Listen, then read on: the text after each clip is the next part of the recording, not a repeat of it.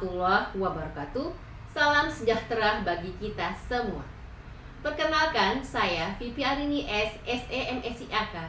Saya selaku dosen pada Fakultas Ekonomi Program Studi S1 Manajemen di Universitas Palembang. Pada kesempatan kali ini, mata kuliah saya ambil untuk video pembelajaran, yaitu mata kuliah wajib pada Program Studi S1 Manajemen dengan bobot 3 SKS teori, yaitu mata kuliah Pengantar Akuntansi 1.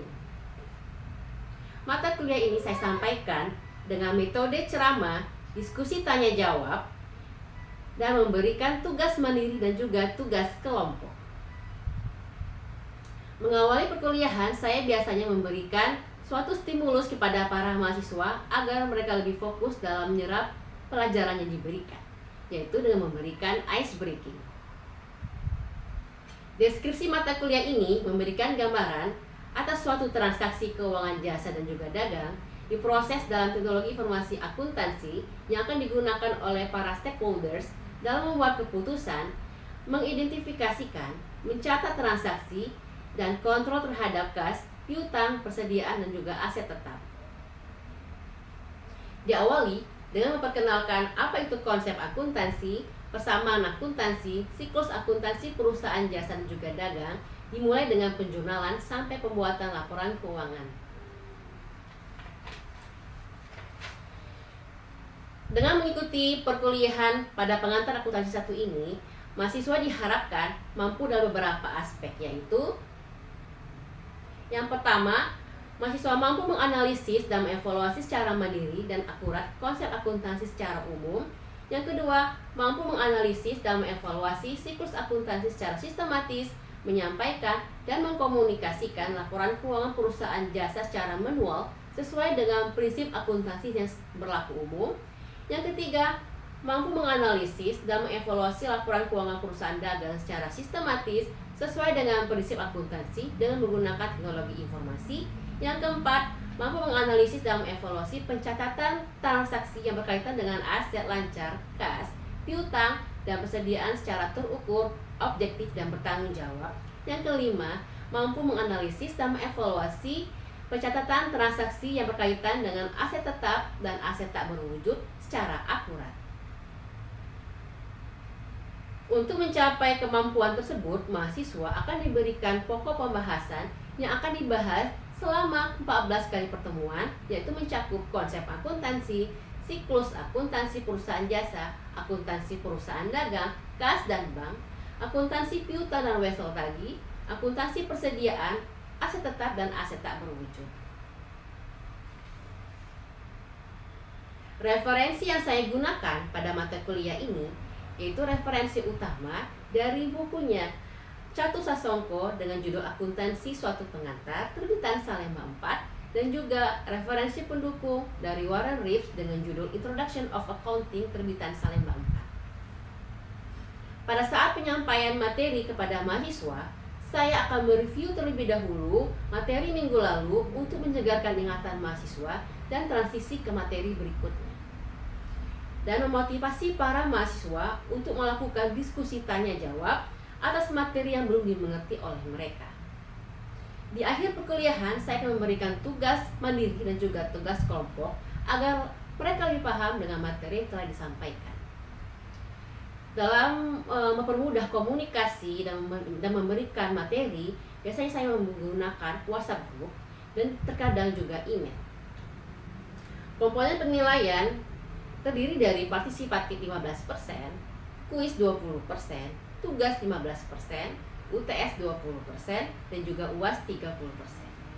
Baiklah, demikian narasi singkat mengenai mata kuliah saya ampuh dalam video pembelajaran kali ini. Berikut bisa disimak sama-sama video pembelajaran yang dilakukan tatap muka di kelas. Happy watching! Waalaikumsalam warahmatullahi wabarakatuh. Selamat pagi adik-adik.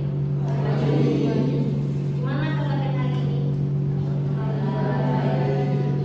Sehat? Kalau kenapa masih pilek? Ada yang pilek nggak? Ada yang sakit hati mah? Oke.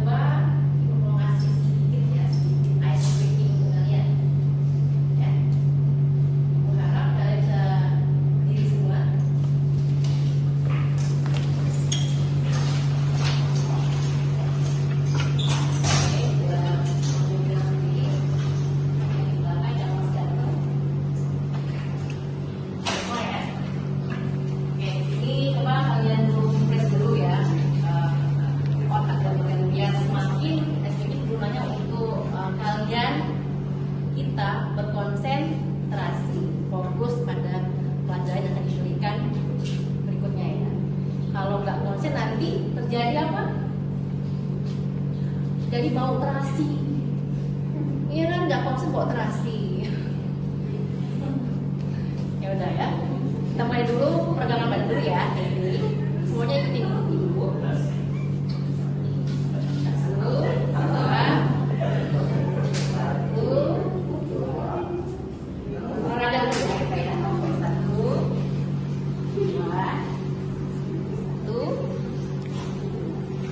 Oke, sekarang mengenai banyak apa-apa dari Ibu, kita mulai exercise-nya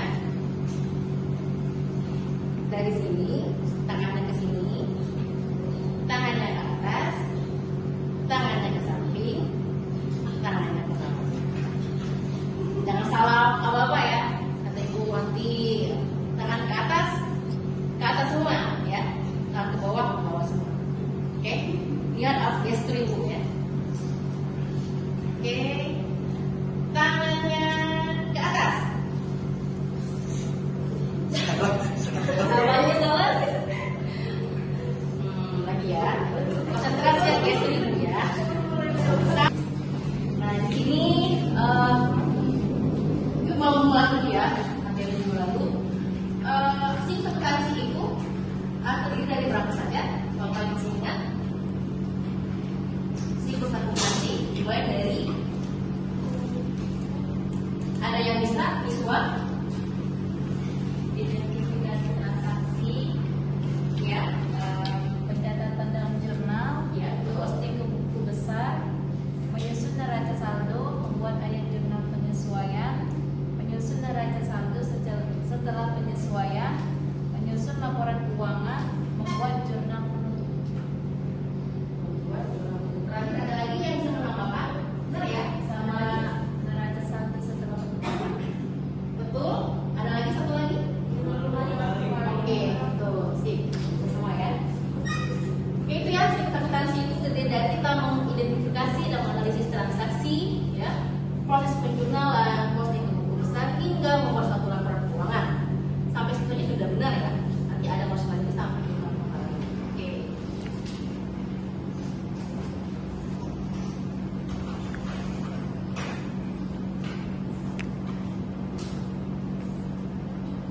Nah, di sini kita tahap yang ke selanjutnya mengenai neraca lajur. Neraca lajur itu apa? Neraca lajur itu adalah suatu ya lembaran kertas kerja ya, worksheet yang gunanya untuk membantu kita para akuntan dalam membuat laporan keuangan ya. Itu selembaran lajur.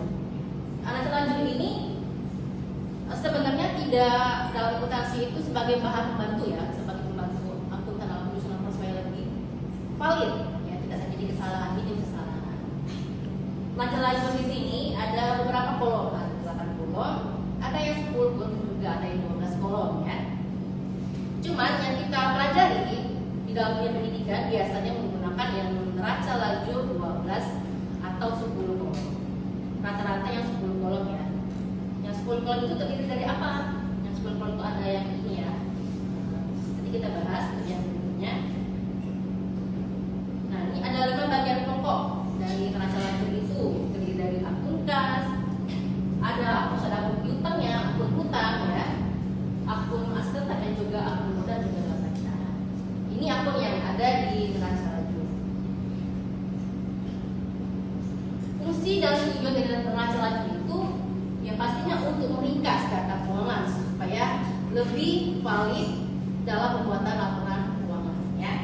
Yang keduanya mengevaluasi terhadap transaksi keuangan itu seperti apa, membantu dalam penyusunan laporan keuangan dan juga meminimalisasi adanya terjadi kesalahan. Oke. Nah, ini ada proses cara menyusun suatu neraca lajur ya. Kita pasti megang format dulu, format yang berapa kolom. Formatnya 10 kolom sesuai apa yang kita mau ya. Terus input nomor dan juga nama akun. Misalnya input nomor 1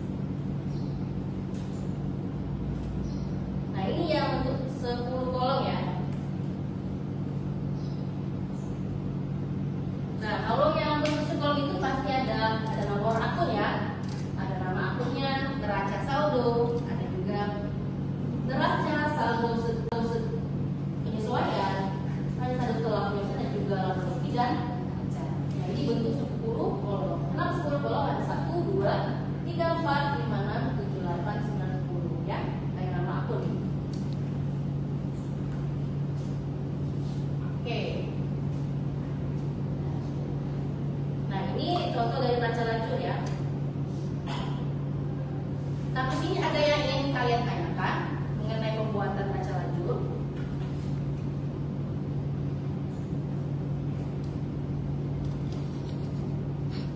Ada yang ingin bertanya? Silakan.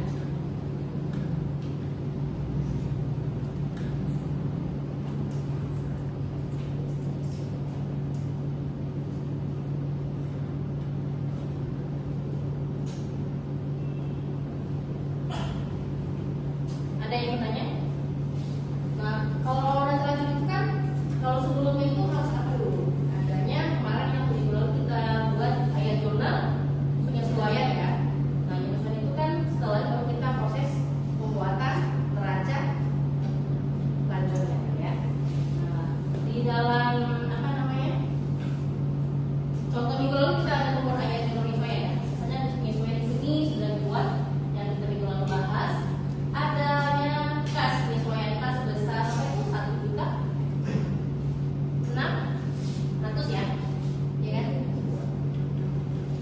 Nah dari sini kita bisa lihat ya, adanya penyesuaian untuk kas.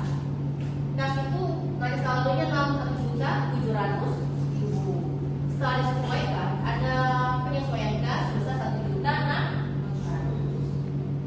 Ada masih ingat? Dapatnya 63 juta tinggal dari mana? Bisa dapat kas 63.300.000. Kemarin minggu lalu belajar. Isma, Isma gimana? Tahu nggak dapatnya dari mana?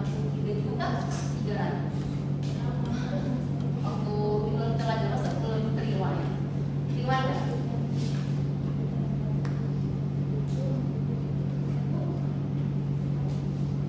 Kalau debit ketemu debit ditambah. Nah, jadi 61 kali tambah 1.600.000. 61 ditambah 1.600.000. Oke, tuh sip. Bentar ya. Jadi 63 juta juga. Jadi debit ketemu debit pastinya akan ditambah. Kredit ketemu debit pastinya juga ditambah. Debit dengan kredit di posisinya mana yang besar? Kalau posisi besar yang debit, letaknya di debit. Oke, jadi paham ya? Yang kedua ada penyesuaian di persediaan barang dagang sebesar 17 juta dan juga ada kreditnya ya, di sana ada 15 juta. Sampai nanti di sini terakhir ya, ada penyesuaiannya atas total dari jurnal itu ada 20 juta 9. Nah di sini nanti kita ada neraca saldo setelah terjadinya penyesuaiannya. Nanti masukkan di sini di kolom ini jumlah yang sudah disesuaikan. Laba rugi. Nah, laba rugi kan kita apa? Laba rugi itu isinya adalah pendapatan dan juga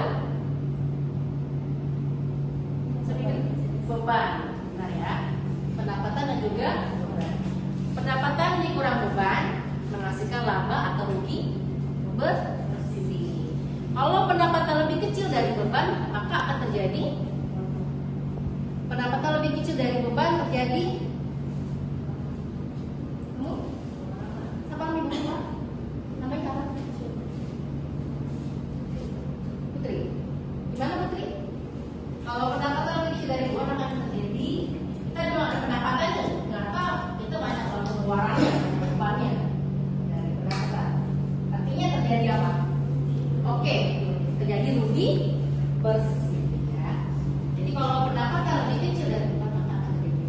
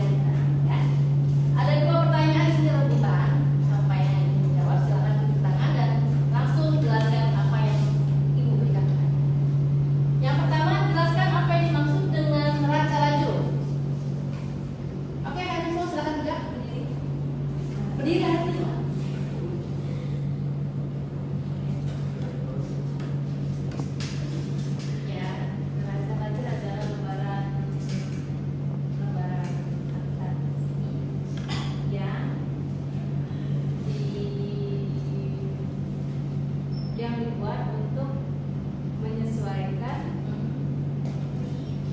akun-akun yang sudah dibuat sebelumnya. Oke. Itu saja. Oke, bagus ya. Ada lagi yang ingin menambahkan? Berapa begitu? Ada lagi mau nambah 20 poin? Helen sih mau menjawab? Silakan ada penilaian tambahan. Untuk bahasa kalian aja ya, kalau sampai bahasa textbook. Helen bisa. Saya dulu. Anak ini bisa. Yang mana nomor tuh ya? Nomor satu tuh boleh. Satu bisa lebih tinggi lagi ke bahasa kamu. Nomor tuh ya, Bu. Oke, nomor 2 silakan. Lanjut. Iya. Coba aku menurut yang sudah dipanggil ya, nggak usah pakai bahasa dari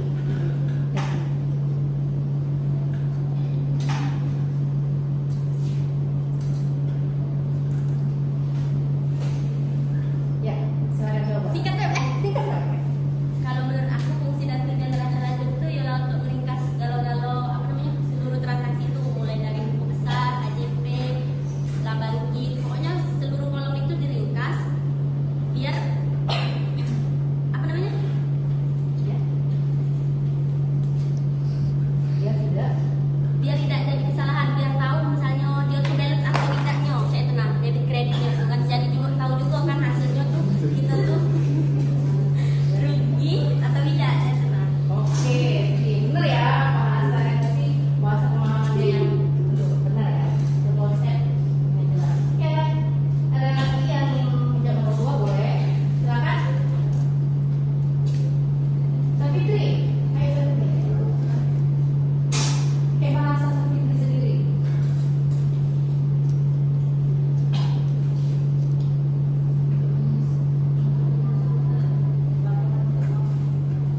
Ya, menyusun laporan keuangan ya.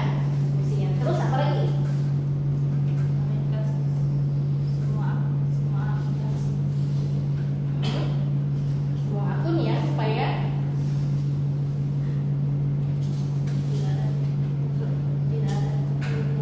oh dengan kekeliruan ya sih benar. Aku rasa kalian udah banyak paham ya mengenai fungsi demografi ini bagaimana, bentuknya bagaimana. Nanti tinggal tugas kalian mendiskusikan pembuatan yang lanjut. Oke, sampai sini ada yang lagi yang ditambahkan kita didiskusikan.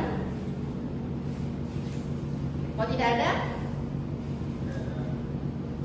jangan lupa tugas minggu depan dikumpul ya. Oke. Baiklah, terima kasih atas perhatian kalian ya, sudah hadir dan berpartisipasi dalam mata kuliah akuntansi pertemuan kita yang keempat ini. Semoga ilmu yang kalian dapatkan bisa bermanfaat dan diamalkan saat kalian bekerja. Oke. Baiklah, terima kasih atas perhatian kalian ya, sudah hadir dan berpartisipasi dalam mata kuliah akuntansi pertemuan kita yang keempat ini. Semoga ilmu yang kalian dapatkan bisa bermanfaat dan diamalkan saat kalian bekerja. Oke. Baiklah, sebelum menutup pertemuan kita, jangan lupa minggu depan kita materinya itu mengenai pembuatan laporan keuangan. Ya, laporan keuangan itu terdiri dari apa? Laba rugi, neraca, laporan likuiditas dan juga arus laporan arus kas. Ya, arus laporan keuangan, hitungan itu bagian dari proses laporan keuangan. Yang paling penting itu ada 3, neraca, laporan rugi dan juga laporan likuiditas yang sering kita atau perusahaan intinya ya yang dalam pembuatan laporan keuangan. Oke, terima kasih atas perhatian kalian. Sekali lagi Bu apresiasi kalian semangat pada hari ini dalam menghadiri dan berdiskusi